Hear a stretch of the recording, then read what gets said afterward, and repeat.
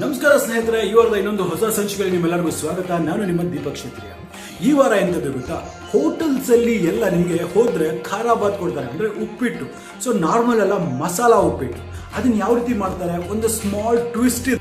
ಅದು ತುಂಬಾನೇ ಈಸಿ ಆಗಿರ್ತಕ್ಕಂಥ ಟ್ವಿಸ್ಟ್, ಮತ್ತೆ ಟೇಸ್ಟ್ ಮಾತ್ರ ತುಂಬಾನೇ ವಿಭಿನ್ನವಾಗಿರುತ್ತೆ, ಬಟ್ ತುಂಬಾ ಡೆಲಿಷಿಯಸ್ ಸಹ ಇರುತ್ತೆ.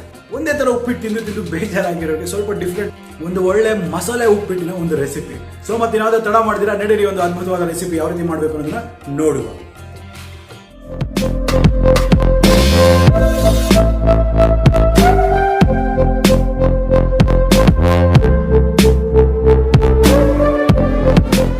ನೋಡಿ ಸ್ನೇಹಿತರೆ, ನಾನು ಇಲ್ಲಿ ಒಂದು ಪಾಟ್ ಅನ್ನ ಬಿಸಿ ಮಾಡಕ್ಕೆ ಇಟ್ಟಿದ್ದೀನಿ. ಇದರಲ್ಲಿ ಎಕ್ಸಾಕ್ಟ್ ಆಗಿ ನಾನು 125 ml ಅಂದ್ರೆ ಹಾಫ್ ಕಪ್ ಆಫ್ ಆಯಿಲ್ ನ ಹಾಕೊಂಡಿದ್ದೀನಿ. ಹೌದು, ಸ್ವಲ್ಪ ಈ ಒಂದು ಮಸಾಲಾ ಉಪ್ಪಿಟ್ಟಿಗೆ ಸ್ವಲ್ಪ ಎಣ್ಣೆ ಜಾಸ್ತಿ ಆಗ್ತದೆ.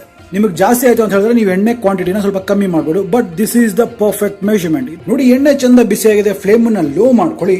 ಇದರಲ್ಲಿ ಅರ್ಧ ಟೀ ಸ್ಪೂನ್ ಅಷ್ಟು ಸಾಸಿವೆ, 1 ಟೀ ಸ್ಪೂನ್ ಅಷ್ಟು ಕಡಲೆಬೇಳೆ, ಹಾಗೆ ಖಾರಕ್ಕೆ ತಕ್ಕಷ್ಟು ಹಸಿಮೆಣಸಿನಕಾಯಿ, ಒಂದು 15ರಿಂದ 20 ಗೋಡಂಬಿ. ಈಗ ಇದನ್ನೆಲ್ಲ ಒಂದು ಸ್ವಲ್ಪ ಗೋಲ್ಡನ್ ಬ್ರೌನ್ ಆಗೋವರೆಗೂ ನಾವು ಹುರಿಬೇಕಾಗುತ್ತೆ.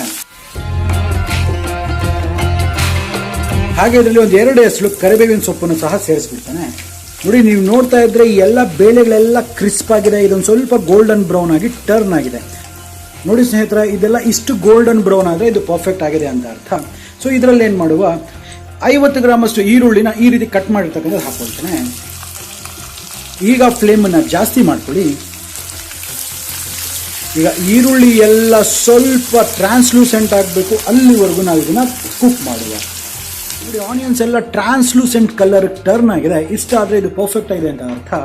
ಇದರಲ್ಲಿ 1 ಟೀ ಸ್ಪೂನ್ ಅಷ್ಟು ಜಿಂಜರ್ ಗಾರ್ಲಿಕ್ ಪೇಸ್ಟ್, ರುಚಿಗೆ ತಕ್ಕಷ್ಟು ಉಪ್ಪು, ಹಾಗೆ ಒಂದೇ ಒಂದು ಕ್ಯಾಪ್ಸಿಕಮ್ ಈ ರೀತಿ ಸಣ್ಣದಾಗಿ ಹಚ್ಚಿರ್ತಕ್ಕಂಥದ್ದು.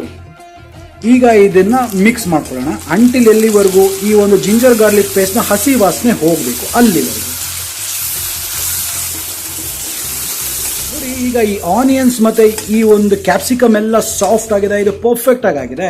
ಇದರಲ್ಲಿ 1 ಟೇಬಲ್ ಸ್ಪೂನ್ ಅಷ್ಟು ವಾಂಗಿಬಾತ್ ಪೌಡರ್. ಈ ಒಂದು ವಾಂಗಿಬಾತ್ ಪೌಡರ್ ಯಾವ ರೀತಿ ಮಾಡಬೇಕು ಅಂದ್ಬಿಟ್ಟು ನಾನು ಆಲ್ರೆಡಿ ಒಂದು ವಿಡಿಯೋನ ಅಪ್ಲೋಡ್ ಮಾಡಿದ್ದೀನಿ. ಅದ್ರ ಲಿಂಕ್ ನಾನು ಇಲ್ಲಿ ಐ ಕಾರ್ಡ್ ಅಲ್ಲಿ ಕೊಟ್ಟಿರ್ತೀನಿ, ಹಾಗೆ ಕೆಳಗಡೆ ಡಿಸ್ಕ್ರಿಪ್ಷನ್ ಅಲ್ಲಿ ಸಹ ಹಾಕಿರ್ತೀನಿ, ಅದನ್ನ ನೋಡ್ಕೊಂಡು ಮಾಡ್ಕೋಬಹುದು. ಸೊ ಇದನ್ನ ಜಸ್ಟ್ 1 ಟೇಬಲ್ ಸ್ಪೂನ್ ಹಾಕೊಳ್ಳುವ. ಅದೇ ರೀತಿ ಒಂದು 50 ಗ್ರಾಮ್ ಅಷ್ಟು ತುರಿದಿರ್ತಕ್ಕಂಥ ಹಸಿ ಕೊಬ್ಬರಿ.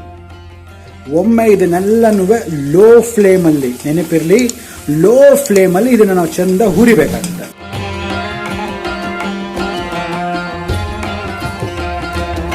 ನೋಡಿ, ಇದು ಹಾಕೋದಿಕ್ಕಿಲ್ಲ, ಒಂದೊಳ್ಳೆ ಘಮ, ಒಂದೊಳ್ಳೆ ಪರಿಮಳ ಬರಕ್ ಶುರು ಆಗ್ಬಿಡುತ್ತೆ.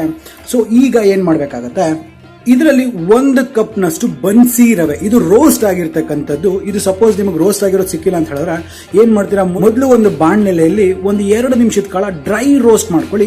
ಅದು ಮೀಡಿಯಂ ಫ್ಲೇಮ್ ಅಲ್ಲಿ 2 ರಿಂದ 3 ನಿಮಿಷದ ಕಾಲ ಹುರಿದ್ರೆ ಸಾಕು, ಒಂದು ಒಳ್ಳೆ ಘಮ ಬರುತ್ತೆ. ಸೊ ಇದು ಆಲ್ರೆಡಿ ಡ್ರೈ ರೋಸ್ಟೆಡ್. ಸೊ ಈ ಒಂದು ಕಪ್ ಅನ್ನ ನಾನು ಹಾಕೊಳ್ತೀನಿ. 1 ಕಪ್ ಅಂತ ಹೇಳಿದ್ರೆ 250 ಗ್ರಾಮ್. ಸೊ ಈಗ ಇದೇ ಎಣ್ಣೆಯಲ್ಲಿ ಇವಾಗ ಇದನ್ನ ಕಂಪ್ಲೀಟ್ ಆಗಿ ಒಂದು ಸ್ವಲ್ಪ ಹೊತ್ತು ಮೀಡಿಯಂ ಫ್ಲೇಮಲ್ಲೇ ನಾವು ಹುರಿಬೇಕಾಗತ್ತೆ. ಆಗಲೇ ನೀವೆಲ್ಲ ಅನ್ಕೊಂಡಿರಲ್ಲ ಎಣ್ಣೆ ಜಾಸ್ತಿ ಆಯಿತು ಅಂದ್ಬಿಟ್ಟು. ರವೆ ಇರುತ್ತಲ್ವಾ, ಎಣ್ಣೆನ ತುಂಬ ಜಾಸ್ತಿ ಹೀರ್ಕೊಳ್ಳುತ್ತೆ. ಬಟ್ ಆ ಕಾರಣಕ್ಕಾಗಿ ಸ್ವಲ್ಪ ಎಣ್ಣೆ ಉಪ್ಪಿಟ್ಟು ಮಾಡಲಿಕ್ಕೆ ಸ್ವಲ್ಪ ಜಾಸ್ತಿ ತಗೋದು. ನೋಡ್ತಿದ್ರಲ್ಲ ಸ್ನೇಹಿತರೆ, ಇದನ್ನ ಒಂದು 2 ರಿಂದ 3 ನಿಮಿಷದ ಕಾಲ ನಾನು ಮತ್ತೆ ಲೋ ಫ್ಲೇಮಲ್ಲೇ ಈ ರೀತಿ ಮಾಡಿದ್ದೀನಿ.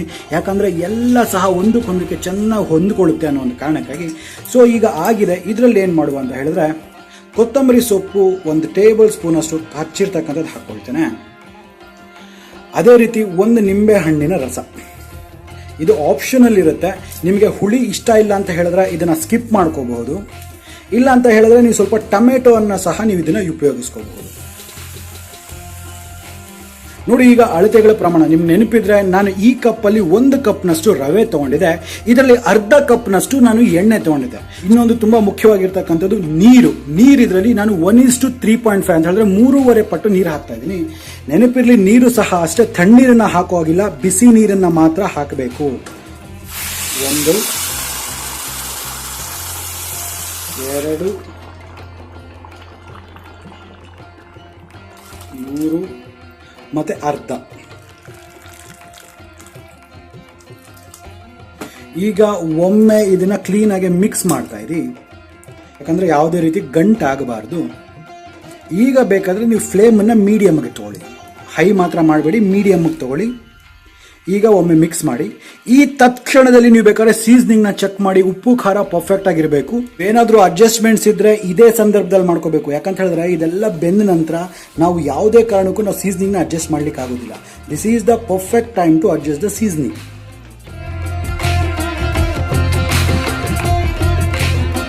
ಈ ಒಂದು ಕನ್ಸಿಸ್ಟೆನ್ಸಿವರೆಗೂ ಬಂದಿದೆ, ಇದನ್ನು ಆಗಬೇಕಾಗತ್ತೆ.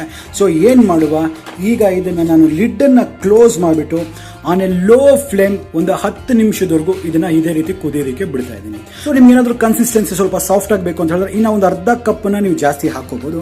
ಸೊ ನನಗೆ ಈ ಕನ್ಸಿಸ್ಟೆನ್ಸಿ ಪರ್ಫೆಕ್ಟ್ ಆಗಿರುತ್ತೆ. ಸೊ ಹಾಗಾಗಿ ನಾನು ಇದನ್ನು ಒಂದು 10 ಮಿನಿಟ್ಸ್ವರೆಗೂ ಇದೇ ರೀತಿ ಕುಕ್ ಆಗಲಿಕ್ಕೆ ಬಿಡ್ತಾ ಇದ್ದೀನಿ. ನೋಡಿ ಸ್ನೇಹಿತರೆ, ಈಗ ಒಂದು 7 ರಿಂದ 10 ನಿಮಿಷ ಆಗಿದೆ. ಈಗ ಲಿಡ್ಡನ್ನು ಓಪನ್ ಮಾಡುವ. ನೋಡ್ತಿದ್ದೀರಲ್ಲ ಎಷ್ಟು ಅದ್ಭುತವಾಗಿ ಬಂದಿದೆ ಅಂದ್ಬಿಟ್ಟು. ಈ ಒಂದು ಕನ್ಸಿಸ್ಟೆನ್ಸಿ ನನಗೆ ಪರ್ಫೆಕ್ಟ್ ಆಗಿದೆ ಉಪ್ಪಿಟ್ಟಿಗೆ ಮಾತ್ರ. ಸೊ ನೋಡಿದ್ರಲ್ಲ ಎಷ್ಟು ಸುಲಭ ಈ ಒಂದು ರೆಸಿಪಿ ಮಾಡ್ತಕ್ಕಂಥದ್ದು ಅಂದ್ಬಿಟ್ಟು. Just ultimate. ಇದು ಒಂದು ವೇರಿಯೇಷನ್ ಅನ್ನೋದೇನಿದೆ, ಇದು ಟೇಸ್ಟ್ ಮಾತ್ರ ಅಷ್ಟೇ ಅದ್ಭುತವಾಗಿರುತ್ತೆ. ಇದ್ರ ಮೇಲ್ಗಡೆ ಒಂದು ಸ್ವಲ್ಪ ತುಪ್ಪ ಹಾಕ್ಕೊಂಡು ಇದನ್ನ ಬ್ಯಾಟಿಂಗ್ ಶುರು ಮಾಡ್ಕೊಳ್ಳಿ. ಒಂದು ಒಳ್ಳೆ ಕಾಯಿ ಚಟ್ನಿ, ಇದು ಸ್ವಲ್ಪ ಪಕ್ಕದಲ್ಲಿ ಕೇಸರಿ ಬಾತ್. ಅದ್ಭುತ ಕಣ್ರಿ. ನೋಡಲ್ಲ ಸ್ನೇಹಿತರೆ, ಎಷ್ಟು ಸುಲಭ ಈ ಒಂದು ಮಸಾಲಾ ಖಾರ ಬಾತ್ ಅಥವಾ ಮಸಾಲಾ ಉಪ್ಪಿಟ್ಟು ಮಾಡೋದು ಅಂದ್ಬಿಟ್ಟು. Simple technique. Just vangibath powder, ಅದರ ಆ ಒಂದು ರೆಸಿಪಿಯ ಲಿಂಕ್ ಸಹ ನಾನು ಇಲ್ಲಿ ಡಿಸ್ಕ್ರಿಪ್ಷನ್ ಅಲ್ಲಿ ಮತ್ತೆ ಇಲ್ಲಿ ಐ ಕಾರ್ಡ್ ಅಲ್ಲಿ ಕೊಟ್ಟಿರ್ತೀನಿ. ಚೆಕ್ ಮಾಡೋದನ್ನ ಮರಿಬೇಡಿ.